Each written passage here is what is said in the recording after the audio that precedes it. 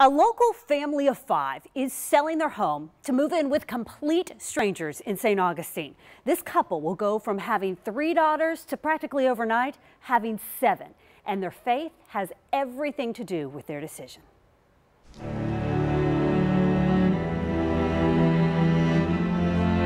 So this is it, kitchen, going into the dining room and living room area.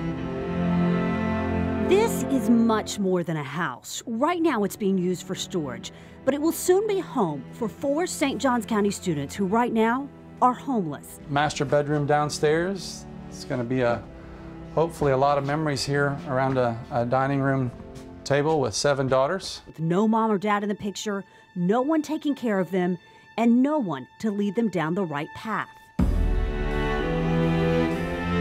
That's where Billy Mills, a pastor at Reverb Church, and his wife Isabel come in. You know, some people say, how can you do that? And the question I ask is, how can you not?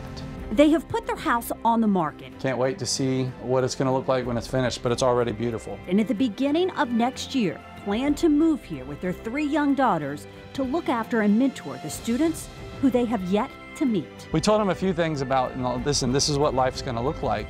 So it'll be a little bit different in the fact that they're going to be sharing a home, sharing attention, but they look at it and see it as in getting 4 older sisters. They're answering a call of the heart. We would be the closest thing to it, but their parents. Driven by faith.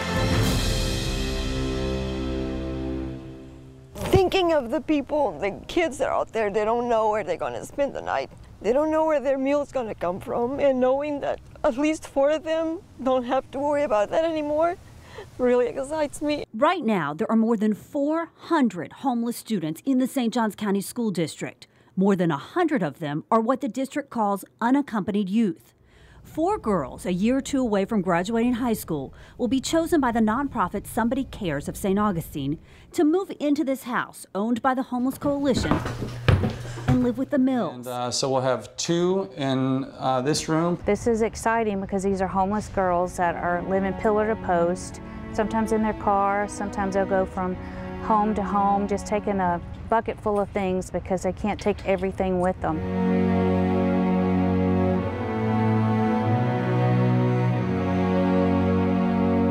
And what does this represent for the girls who are going to be staying here?